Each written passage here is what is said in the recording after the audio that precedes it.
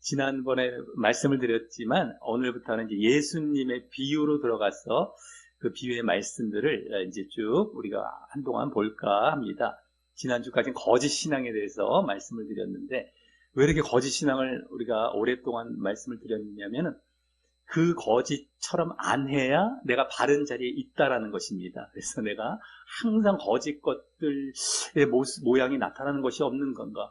그래서 그것이 없으면 내가 바른 자리에 있다라는 것이거든요. 그래서 항상 우리는 거짓 것들을 조심하고 내가 그런 모습이 없도록 늘 유의하셔야 되겠다라고 하는 것이죠. 그렇다면 내가 바른 자리에 있는 것이구나, 대로 가면 되겠구나라고 알 수 있다라고 하는 것입니다.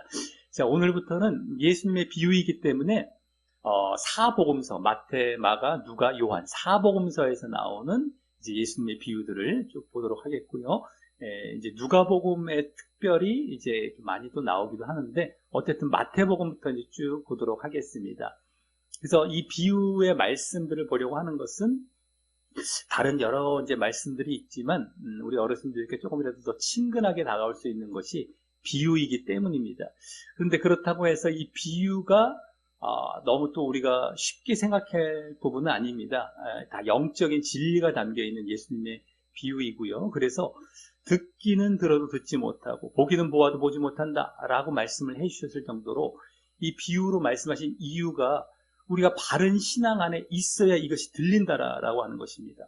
듣긴 들어도 들리지 않고 보긴 보아도 보이지 않는 이러한 자리에 있는 것이 아니라 내가 들릴 수 있는 것은 바른 신앙 안에 내가 영적인 자리에 들어와 있고 그럴 때 이게 들린다라고 하는 것입니다. 그래서 내가 이 비유를 통하여서 바른 신앙 안에 있는가를 한번 시험해 볼 수 있는 시금석이 또 될 수 있다라고 하는 것이죠.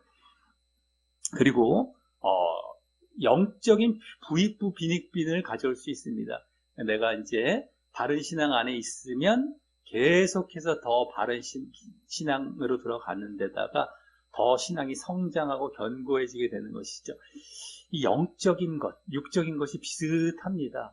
하면 할수록 늘어나는 것이죠. 우리가 육신적으로도 그런 경우를 많이 봅니다. 숙달하면 숙달할수록 연단하면 연단할수록 점점 더 이제 그것이 깊어지고 익숙해지고 성숙해져 가는 것처럼 똑같습니다. 영적인 원리들도 내가 영적인 자리에 있고 계속 그것을 추구해 갈수록 성장해 가고 장성한 분량으로 자라나게 된다라고 하는 것이죠.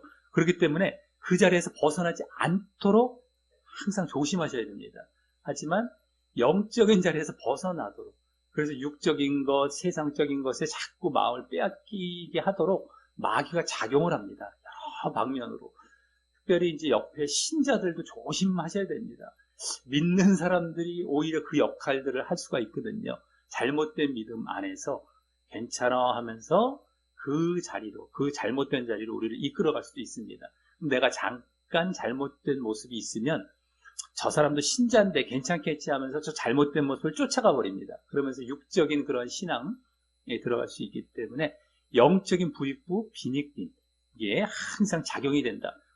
부하면 더 부해지고 이 영적으로 가난해지면 더 영적으로 가난해지는 겁니다. 점점.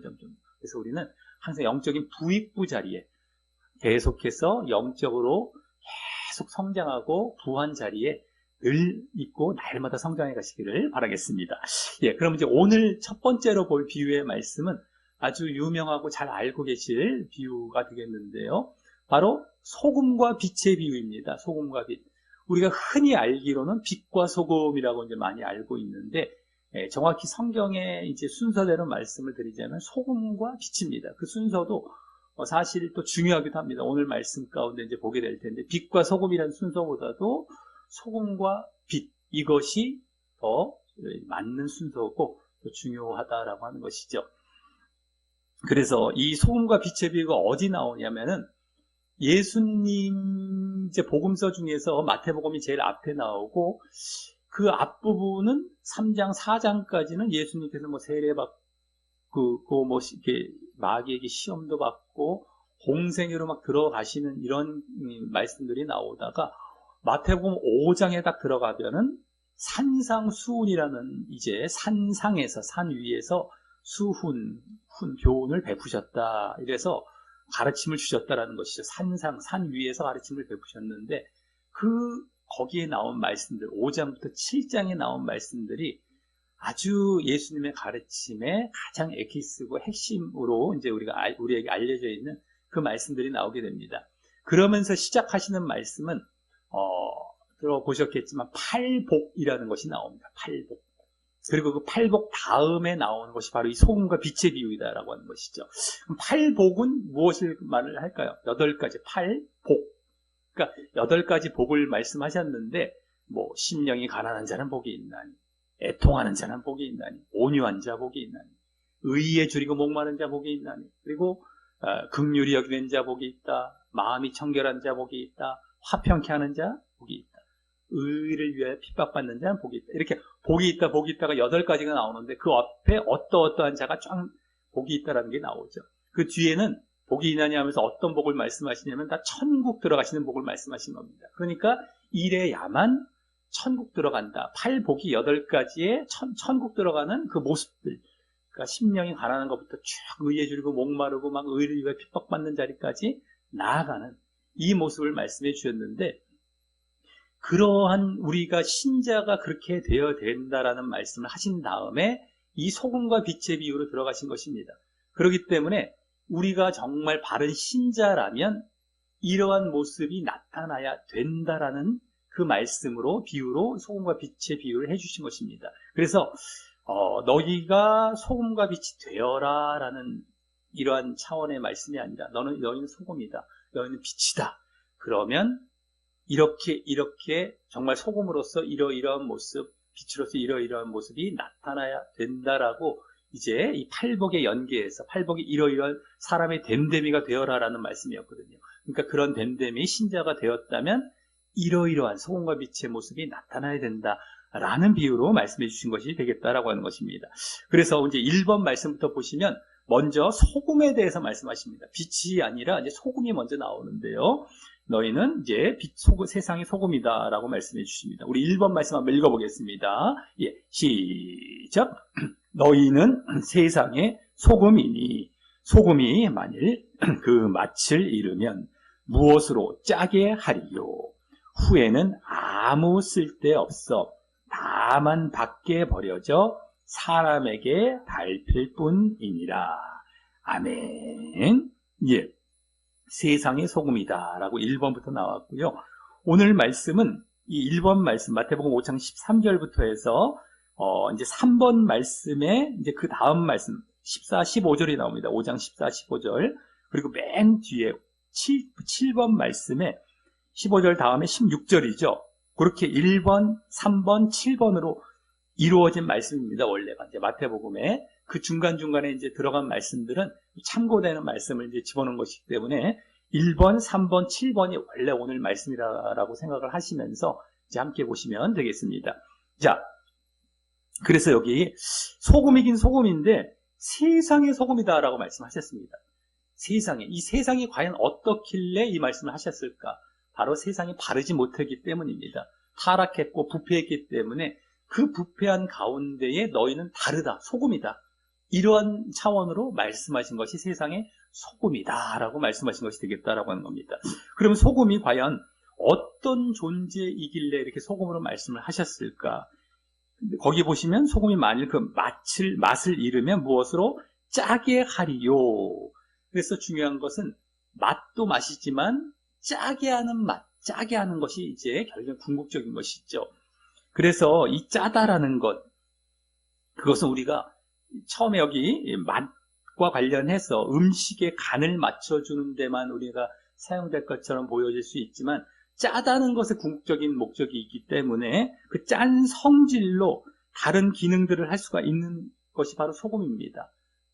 지금 말씀 우리가 보았듯이 음식의 맛을 내는 건 너무 당연한 것이고, 그 다음에 부패를 방지하죠. 소독작용으로 부패를 방지하게 됩니다. 지금도 뭐 치약 대신에 소금을 사용하기도 하고 이런 것처럼 부패를 방지하기도 하고요. 또 우리 몸에 있어서 염분을 유지합니다. 우리가 피처럼 염분, 소금이 없으면 우리 몸속에 죽게 되는 것이죠. 아주 필수 요소입니다. 이와 같이 맛을 내고 뭐 부패를 방지하고 염분 유지해주는 이러한 아주 기능들을 하고 있는데, 이러한 기능들의 공통점을 한마디로 무엇이라고 할 수 있겠느냐라고 하는 것입니다. 그래서 여기 잘 이제 말씀을 보시면, 맛을 잃으면 내다 버려져 사람에게 밟힐 뿐이다. 이 맛을 잃을 수가 있을까 과연? 근데 이 당시 이제 유대의 나라 이스라엘 땅에는 석회분이 많아서 그것이 소금에 붙어서 하얗게 소금처럼 보이는데 맛을 보면 맛이 하나도 없는, 그래서 이제 돌처럼 이렇게 돼 있는 걸 다 버려버렸다라고 하는 것이죠. 그래서 발에 밟히는 이런 소금이 있었다라고 하는 것입니다. 그래서 반드시 맛을 내야 되는 것, 그러니까 짠 그 맛을 내야 되는 것이 가장 중요한 것이었는데, 그러기 위해서는 이 소금이 녹아버려야 했다라고 하는 것이죠. 녹지 않고 그냥 돌처럼 이렇게 석회처럼 있으면은 다 버려지는 그러한 것이 되는 것이었습니다. 그래서 녹아져야 되는 것, 그래서 짠 맛을 내야 되는 것이, 이것이 바로 공통점이 되겠다라고 하는 것입니다. 이 소금에 있어서 이제 이 여러 기능들이 있지만 가장 중요한 것은 녹아서 짠 성분을 발휘를 해야 되겠다라고 하는 것이죠. 그 세상에서 말입니다. 세상에서. 자, 그래서 이제 그러면 과연 그러한 이제 기능을 내는 것을 팔복, 아까 처음에 팔복을 말씀을 드렸는데 그거와 연계해서 소금과 빛으로, 이 마태복음에는 마태가 기록을 한 것이거든요. 이제 마태, 마가, 누가 복음이 공관복음이라고 합니다. 공통관점, 공통관점. 그러니까 비슷하게 다 내용이 적혀져 있지 않습니까? 순서도 거의 비슷비슷합니다. 근데 다른 부분들이 있긴 있습니다. 그래서 공통적인 관점으로 아주 비슷한 내용들이 나오는데, 좀 다른 것이, 이 부분은 많이 다릅니다. 팔복도 마태에서 아주 길게 나온 데다가 거기에 바로 소금과 빛의 비유가 딱 붙어 있습니다. 그리고 소금, 빛의 비유가 이렇게 함께 나오는 경우는 마태복음밖에 없습니다. 마가복음이나 누가복음은 따로따로 나오는데, 우리가 빛과 소금과 빛 할 때 이 마태복음, 여기 바로 이 본문을 보고서 이제 말을 하게 된 것인데요. 그래서 팔복에 이어서 어쨌든 이 소금의 비유가 나왔다, 빛의 비유가 나왔다라는 것은 팔복과 연계해서 어떤 존재, 자기를 녹아 없어져서 맛을 내야 되는데, 그 맛을 내는 것이 작용된 대상을 살리는 역할을 하는 것이죠. 자기는 녹아져서 상대방, 그 작용하는 대상을 살리는 역할을 하는 존재가 바로 소금이다라고 하는 것입니다. 결국에는요. 그래서 팔복이 바로 그러한 자를 요구하고 있었던 것입니다. 나를 낮추고 나를 희생해서 다른 사람을 살리는 이런 쪽으로 나아가는 것인데요. 거기서는 어쨌든 간에 자신을 낮추고 자신을 내려놓고 이렇게 희생하고 이런 것들이 이제 보여지는 것이 팔복이 되겠다라고 하는 것입니다. 그래서 그와 연계해서 그대로 팔복 다음에 소금을 지금 비유한 것이 이게 연계하도록 기록한 것임을 우리는 알 수 있다라고 하는 것이죠. 그래서 심령이 가난하다, 애통하다, 이게 팔복. 우리가 예수 믿으면 이래야지 하는 것처럼 가르치는 경우가 많은데, 사실은 낮아집니다. 예수를 믿으면 믿을수록 낮아지고 순종하는 것, 겸손과 순종이죠. 이 모습이 상당히 우리는 중요합니다. 내가 하나님의 자녀로서 당당하게, 이건 마귀와의 싸움할 때나 우리가 이제 죄와의 싸움할 때지, 그냥 아무데나 가서 우리가 막 드러내고 이러라는 건 아닙니다. 우리는 맨 말석에 앉아라, 이런 것부터도 그렇고요. 모든 것이 다 낮추는 쪽입니다. 겸손하고 순종하라. 하나님 앞에. 우리는 방향은 우리가 예수님을 믿을수록 낮아집니다. 이 팔복이 그걸 가르쳐주고 있었습니다. 근데 소금이 그래라는 거예요. 너야 녹아서 없어지고 다른 사람을 살리라. 이것이 바로 이제 팔복과 연계된 그 비유였다라고 하는 것이죠. 그러면 이제 또 궁금해집니다. 나의 자신을 내려놓고 죽이고 희생해서 과연 남을 살리는 것은 어떤 방식으로 그렇게 할 수 있는 것일까 했을 때에, 아까 팔복의 마지막 8번째가요. 의를 위하여 핍박받는 자는 복이 있나니, 이렇게 나옵니다. 근데 거기서 의를 위하여 핍박받는다라는 것은, 의라는 것은 결국에는 복음과 말씀을 얘기했던 것입니다. 예수 그리스도이기도 하죠. 의라는 것이. 그래서 바른 복음과 말씀을 원래 거기서 의미했던 것인데 그것을 위해서 우리가 핍박받기까지도 계속해서 그것을 자기가 유지해 가고 계속해서 이제 또 전하기도 하겠죠. 그러한 자가 복이 있다. 바른 복음과 말씀을 품고 있는 자. 이게 바로 소금에도 그대로 연관이 되고 연계가 된다라고 할 수 있습니다. 맨 마지막 팔복의 8번째, 그 다음에 소금과 빛의 비유로 이어지거든요. 8번째의 그 의미와 이 소금의 지금 맛을 내는 것, 자기를 희생시켜서 그 소금이라는 것이 과연 무엇일까 했을 때에 바로 그 바른 복음과 말씀을 의미하는 것이라고 우리가 할 수 있겠다라고 하는 것이죠. 그래서 다른 사람을 살리게 되는 것입니다. 그래서 우리가 복음과 말씀을 갖고 이제 이 희생하는 것이죠. 계속해서 핍박이 오더라도 절대 타협하지 않습니다. 그리고 다른 사람을 살리는 자리로 나아가는 것.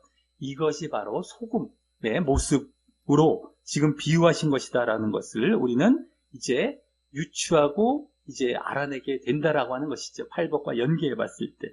그래서 그것을 또 잘 보여줄 수 있는 근거 구절이라고 할 수 있는 것이요. 우리 이 마가복음 9장 말씀입니다. 2번 말씀인데요. 그 말씀에 보면 이제 소금의 비유가 마태복음 아니라 이제 마가복음이죠. 거기에 나온 소금에 관련된 말씀이 그대로 나옵니다. 이게 병행 구절이라고 하거든요. 마태복음과 마가복음 아주 비슷비슷한데 마태는 아까 우리 1번 말씀에 나왔죠. 그 말씀이 연다면 마가복음은 이 말씀으로 나옵니다. 여기서 이제 소금의 의미들을 더 알 수 있게 되는데 한번 2번 말씀 읽어보겠습니다. 예, 시작. 소금은 좋은 것이로되 만일 소금이 그 맛을 잃으면 무엇으로 이를 짜게 하리요. 너희 속에 소금을 두고 서로 화목하라 하시니라. 아멘. 예, 그 상반절까지 무엇으로 짜게 하리요 맛을 잃으면 이건 아까 마태복음 1번과 똑같죠. 거의 똑같죠. 그럼 이 뒤에 밑줄 핀 부분이 마가복음에 더 추가가 되어 나오고 있습니다. 이 마태복음과 거의 비슷하면서 약간 다른 게 이제 추가가 된 겁니다. 마가복음. 근데 여기서 소금을 두고 서로 화목하라. 이게 무엇일까? 어떻게 해야 소금을 두고 화목한다는 얘기일까? 바로 하나님과 복음 안에서 먼저 이 소금이라는 것이 복음을 얘기하는 겁니다. 그래서 하나님과 화목의 관계 가운데에 너희가 화목해진다라는 것을 얘기를 해주는 거 있는 것입니다. 말씀 안에서 먼저 하나님과 화목하고 그 다음에 그 안에서 너희가 화목하라. 이것이 되는 것입니다. 그래서 복음을 마음에 두고 이것을 이제 가질 때에 바로 이렇게 화목해지는데요. 바로 이 소금의 맛이라는 것이 바로 바른 복음과 말씀이다라는 것을, 그래서 다른 사람을 살리는 역할을 하는 것이 바로 소금의 역할이다라는 것을 우리는 이제 알 수 있게 되는 것입니다. 아, 내가 녹아서 이제 그 말씀의 맛을 갖고 그대로 이제 소금에 다른 사람을 살리는 이러한 이제 복음을 전해가는 것이죠. 그래서 말씀을 내 안에 갖고 있고 맛을 내는 것이 바로 바른 복음을 이제 갖고 있는 것이 되겠다라고 하는 것이죠. 자, 그래서 만약에 우리가 신자가 되어서 그런 모습을 보이지 못한다라고 한다면 밖에 버려져 밟혀진다라고 하는 것을 여기서 말씀하신 걸 보면은 이게 장난이 아니구나. 이게 그냥 뭐 내도 되고 안 내도 되고 하는 것이 아니라 반드시 그래야 된다. 반드시 우리가 바른 복음과 말씀을 가져야 된다. 더 드러나게 되죠. 그래서 만약에 말씀에 우리가 말씀 우리 안에 갖고 있지 않으면요 바른 믿음의 길을 갈 수가 없습니다. 우리가 신앙이 이제 바르게 또 성장하는 가장 원동력은 말씀이거든요. 이 소금. 근데 이것이 없으면 결국에는 우리가 믿음이 자라날 수 없고 후퇴하게 됩니다. 그리고 하나님을 떠나게 되고 배반하는 그러한 자리로 나아가게 됩니다. 점점 나아가게 됩니다. 입술은 살아있다 할지라도 그게 믿음이 아닙니다. 내가 예수님을 믿는다, 내가 하나님을 믿는다 할지라도 실질적으로는 그렇지 않은 자리에 들어가게 되는 것이죠. 그리고 나중에 버림을 당한다. 이게 버림을 당한다는 것이 바로 지옥에 간다는 얘기입니다. 자, 그래서 바로 여기서도 소금은 바른 복음과 말씀이다라는 것을 이제 우리가 알 수 있게 되는 것인데요. 자, 다음에 이제 빛으로 들어가게 되겠습니다. 우리 3번 말씀에 이제 빛이 나오는데, 이 소금은 내 내면 안에 복음과 말씀을 이제 이렇게 갖고 그러한 사람이 된다라고 했을 때에 그것이 외적으로 밖으로 표출되어서 드러나게 되는 것, 밖의 쪽입니다. 이게 바로 빛이 되겠다라고 하는 것입니다. 우리 3번 말씀에 그러한 내용이 보여집니다. 우리 3번 말씀 읽어보겠습니다. 예, 시작. 너희는 세상의 빛이라. 산 위에 있는 동네가 숨겨지지 못할 것이요. 사람이 등불을 켜서 말 아래에 두지 아니하고 등경 위에 두나니 이러므로 집 안 모든 사람에게 빛이 느니라. 아멘. 예. 여기서도 세상의 빛이라 라고 나옵니다. 아까 1번 말씀에서도 세상의 소금이라고 나왔죠. 그러니까 세상에라는 말을 같이 붙여놨습니다. 그러니까 함께 이건 묶어서 마태가 지금 기록하려고 했던 것이구나. 소금과 빛을 세상에 이렇게 얘기를 해서요. 그래서 여기서 이제 소금에 이어서 빛이 되어진다라는 것을 볼 수 있는데요. 소금이 바로 내면에 자기가 말씀과 복음을 갖게 된다면 이제 자연스럽게 빛으로 발산하게 된다라는 것이 보여지게 되는 것입니다. 자연스럽게. 그래서 소금은 내면, 빛은 외면이죠. 근데 그래서 이 팔복과 연관해서 계속해서 소금으로 이어졌죠. 소금에서 또 빛으로 이어지는 겁니다. 세상에 이렇게 딱 붙여놓고 이어지고 있어요. 그래서 내 안에 복음과 말씀이 들어간다면 자연스럽게 발산이 되는 것입니다. 숨기려 해도 숨겨지지 않는다. 아까 밑줄 부분에 나오죠. 동네가 숨겨지지 못할 것이요. 자연스럽게 이제 나올 수밖에 없다라는 것이죠. 우리가 됨됨이가 우리 신자로서 내면의 변화가 일어난다면 이것이 밖으로 발산이 되는 것이 이제 빛의 모습이 되고 우리의 행함과 순종의 모습이 되는 것입니다. 그러니까 우리가 내 스스로 변화가 안 되는데 억지로 행위만 하려고 한다라고 순종과 행위만 한다라고 한다면 안 되게 되죠. 그래서 해도 안 되는데요 이런 얘기를 하죠. 당신 해요? 행함 순종해야 됩니다만 그거 안 돼요. 우리 힘으로 안 돼요. 당신 돼요? 이렇게 반박하고 반문하는 사람들이 많이 있는데 그게 왜 안 된 것일까요? 내 안에 내가 소금된 존재가 되지 않았기 때문입니다.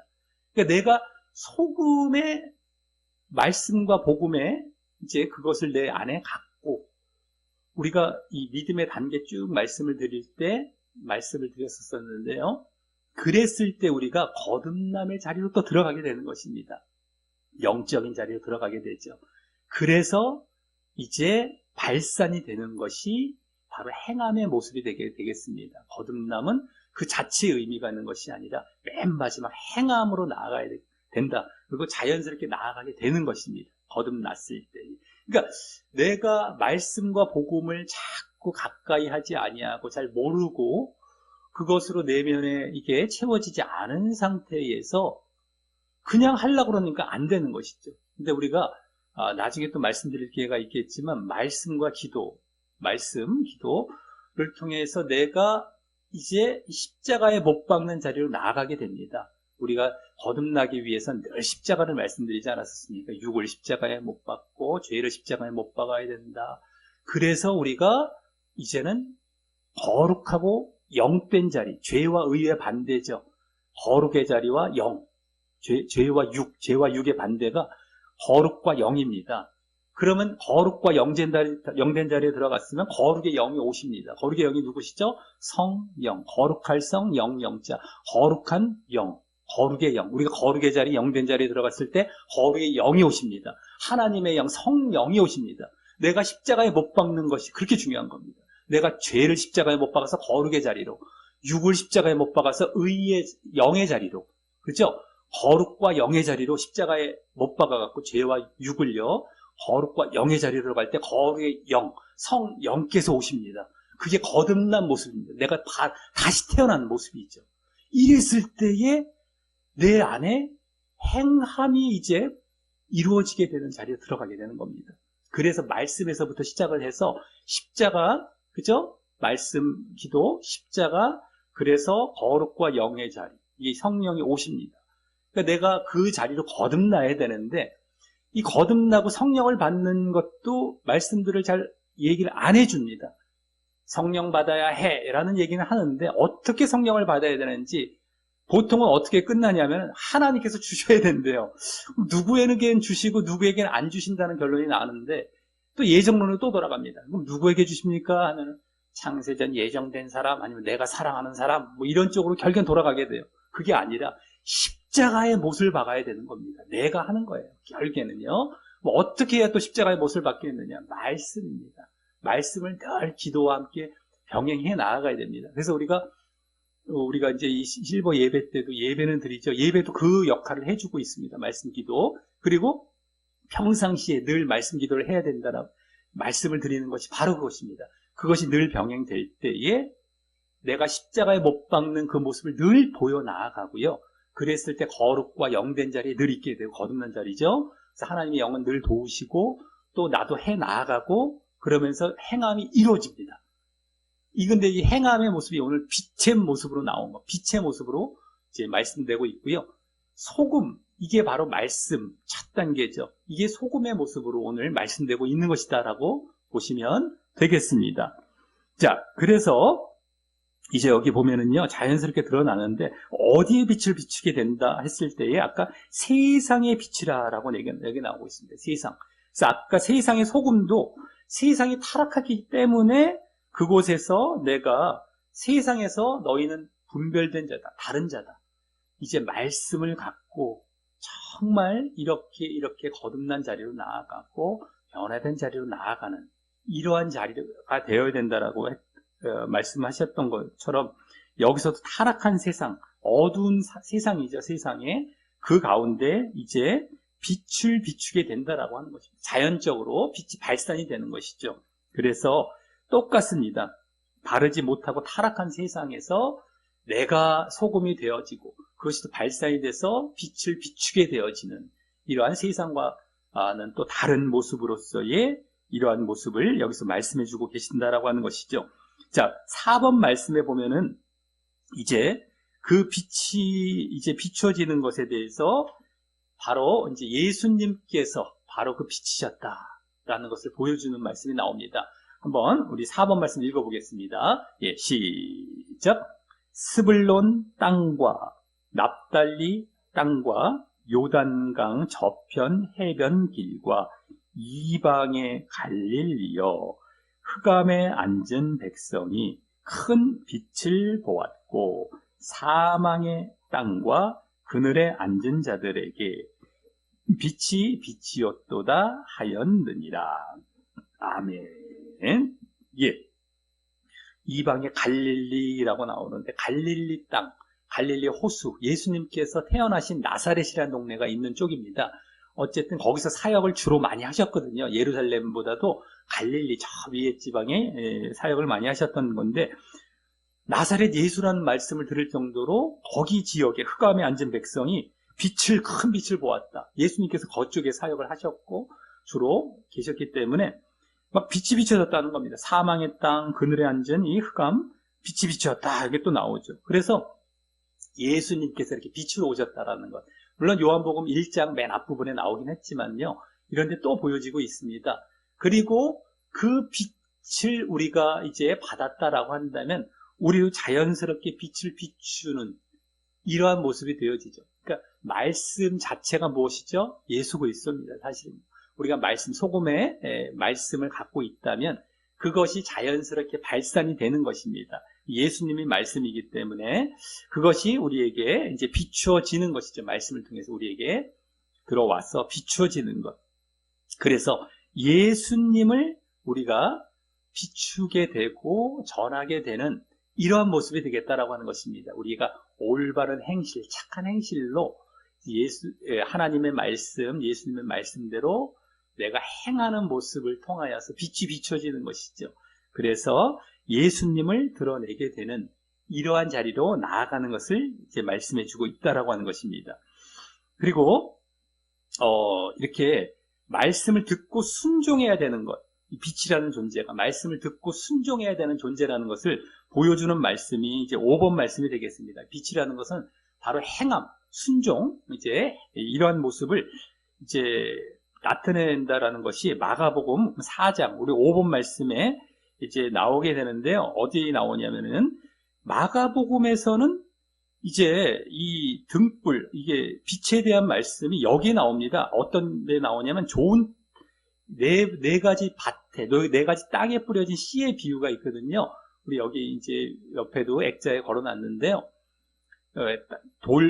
길가에 떨어진 거, 돌밭에 떨어진 거, 가시덤불에 떨어진 거, 좋은 땅에 떨어진 이 비유 다음에 빛의 비유가 거기에 붙어 있습니다. 마태복음과 다르죠. 소금과 빛처럼 묶여 있지 않고 아까 소금도 따로 떨어져 있었었죠. 여기서도 빛은 따로 떨어져 있는데 그 좋은 땅, 거기에 붙어서 나옵니다. 근데 그 좋은 땅의 비유가 바로 그렇게 말씀을 순종해야 된다라는 비유였다라는 것인데요. 우리 5번 말씀에 보여집니다. 한번 읽어보겠습니다. 예, 시작. 좋은 땅에 뿌려졌다라는 것은 곧 말씀을 듣고 받아 30배나 60배나 100배의 결실을 하는 자니라. 또 그들에게 이르시되 사람이 등불을 가져오는 것은 말 아래나 평상 아래에 두려함이 함이냐 등경 위에 두려함이 아니냐. 아멘. 예, 여기 21절이 바로 빛의 비유죠. 등불, 빛의 비유, 마태복음에 나왔는데 아까는 소금의 비유 다음에 나왔죠. 마태복음은. 근데 여기는 좋은 땅, 그 네 가지 땅, 거기서 맨 마지막 땅이 좋은 땅인데요. 좋은 땅만 이제 구원받는 겁니다. 근데 거기 말씀을 듣고 받아 나오죠. 이게 누가복음에서는요, 똑같이 요 순서대로 나오는데, 요 좋은 땅 비유 다음에 아까 빛의 비유, 등불의 비유가 나오는데, 거기서는 말씀을 듣고 받아라는 걸 지키어라는 말로 나옵니다. 여기서 받아라는 건 지키라는 것이죠. 말씀을 듣고 지켜라. 그러니까 말씀을 순종하라라는 것입니다. 그래서 우리가 마태복음만 볼 것이 아니라 마가복음, 누가복음 다 전체를 보면 이제 더 보여집니다. 아, 소금이 말씀을 얘기한 것이었구나. 그리고 빛은 그걸 지키라는 것이었구나. 아, 말씀을 순종하라는 것이었구나라는 것이 더 드러납니다. 지금 마가복음에서도 그 순종하라는 말씀 다음에 바로 빛을 얘기했거든요. 빛, 등불을. 이게 바로 그대로 말씀을 지키고 순종하라는 하는 것이 빛이다라는 것을 여기서 보여주고 있는 것입니다. 라고 하는 겁니다. 우리는 아까 마태복음만 봐도 어느 정도 다 추정을 할 수 있었지만 더 분명히 확인을 할 수 있다라고 하는 것이죠. 자, 하지만 우리가 또 빛이라고 했을 때 조심해야 될 것은 내가 막 나를 드러내려고, 사람에게 보이려고, 나를 좀 자랑해 보려고 이렇게 드러내서는 안 되겠다라고 하는 것입니다.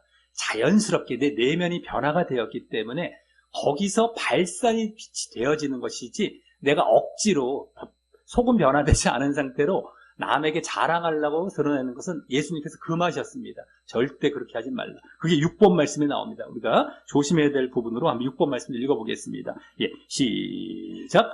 사람에게 보이려고 그들 앞에서 너희 의를 행하지 않도록 주의하라. 그리하지 아니하면 하늘에 계신 너희 아버지께 상을 받지 못하느니라. 아멘. 예, 이것도 뭔가 의를 행해서 뭐 빛을 드러날 것 같았는데 사람에게 보이려고 이렇게 행하지 말라라는 겁니다. 무슨 차이가 있을까? 이것도 행하는 것도 이거 행하는 건데 다 좋은 거 아닌가요? 했을 때에 이것은요, 껍데기로만 행한 겁니다. 이걸 이제 외식 율법이라고 하는 것이고요. 이건 내면에서부터 변화가 되어서 거듭나서 행해지는 것이고, 이건 거듭나지 않은 상태에서 겉으로만 남한테 칭찬받으려고 하는 것. 근데 우리 교회에서도 사실 가만히 보면은 그런 경우가 많습니다. 그냥 봉사해서 칭찬받으려고 누구에게 사람에게, 그리고 막 그 중요한 게 아닙니다. 우린 삶 속에서 하나님을 의식해서 사람은 안 알아줘도 괜찮습니다. 늘 모든 삶 속에서 하나님께서 인정받으려고 하나님의 뜻대로 내면에서부터 변화가 되어서 내면에서부터 나오는 진실된 순종이죠. 이것을 원하십니다. 교회에서 뭐 사람에게 몇몇 사람에게도 잘 보이려고, 교회에서 뭐 칭찬받으려고, 이건 아무 중요한 게 아닙니다. 그래서 이런 부분도 잘 해가면서 우리가 빛의 모습을 보여야 되겠다라고 하는 것입니다. 자, 그러면서 이제 7번 말씀, 다시 우리 마태복음 5장 말씀, 이제 거기에 마지막 말씀이 되겠는데요. 그렇게 했을 때에 착한 행실을 보여 나아가서 이제 다른 사람이 하나님께 영광을 돌리는 그 빛을 보고, 그게 바로 그들도 이제 복음도 받아들여지고 할 수도 있는 모습을 되겠습니다. 우리 7번 말씀 읽어보겠습니다. 예, 시작. 이같이 너희 빛이 사람 앞에 비치게 하여 그들로 너희 착한 행실을 보고 하늘에 계신 너희 아버지께 영광을 돌리게 하라. 아멘. 예, 빛이 비쳐서 착한 행실이라고 결국엔 나오죠. 이게 딱 이어집니다. 이게 행함, 순종 그대로 나오고요. 그래서 다른 사람이 아버지께 하나님께 영광을 돌리는, 그러기 때문에 그러면서 그들에게도 복음이 전해지고 아버지는 영광을 받고 이렇게 되는 것입니다. 그래서 나도 하나님께 영광을 돌리게 되는 이러한 자리가 되겠는데요. 그래서 저절로 맞게 보여지게 됩니다. 우리가 그래서 하나님의 뜻에 합당한 행실이 보여지기, 이게 착한 행실이 되거든요. 이것이 되겠다라고 하는 것입니다. 그래서 소금이 이제 내 내면에 변화된 그 하나님의 말씀이다라고 한다면 빛은 그걸로 인하여서 저절로 드러나는 착한 행실이 되겠습니다. 그래서 하나님께 영광을 돌리는 모습이 되겠고, 이것이 신자의 모습이라는 겁니다. 우리 처음에 봤었죠. 이렇게 신자가 이런 모습이 나타나지 않을 땐 아까 밖에 버려서 밟힐 뿐이다 라는 것이 나오고 있습니다. 그게 무시무시한 것이죠.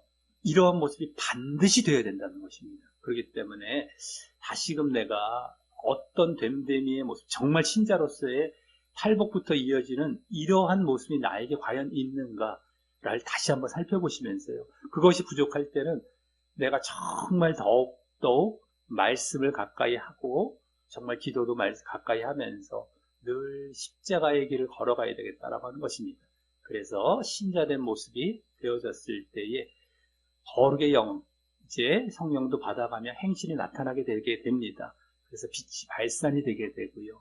그래서 하나님께 영광을 돌리는 이러한 역할들도 잘 감당하시면서 진정한 신자였기 때문에 결국 구원받게 되는 그 자리로 변함없이 걸어가시게 되시기를 예수님의 이름으로 간절히 축원합니다. 예, 우리 말씀 여기 뒷면에 기도하게 하고 마치도록 하겠습니다. 예, 시작. 하나님 아버지, 오늘은 예수님의 비유 첫 시간으로 소금과 빛의 비유를 깨닫게 하시니 감사합니다.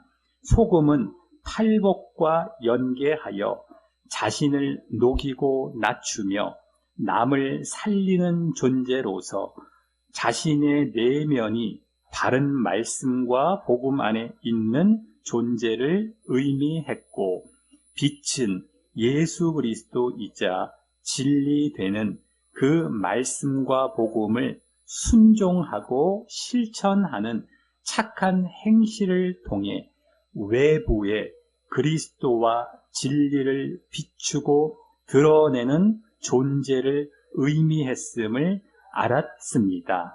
그래서 결국 그 빛을 보는 사람들이 하나님께 영광을 돌림으로 그 사람 또한 하나님께 영광 돌리게 됨을 알았습니다. 그리고 이 빛된 삶과 모습은 신자라면 반드시 보여져야 하는데, 그렇지 못할 때는 복음과 말씀이 없는 맛을 잃은 소금과 같은 신자여서 밖에 버려져 밟히는 것과 같은 멸망을 받게 될 것이라는 경고도 알았습니다. 제가 바른 신자로서 이와 같은 말씀을 내면에 품고 늘 삶에 실천하는 소금과 빛의 삶을 살려 하오니 하나님께 영광 돌리는 삶도 늘 살 뿐만 아니라 결국 버림받지 않고 진정한 구원에 들어가도록 인도하여 주옵소서. 예수님 이름으로 기도합니다. 아멘.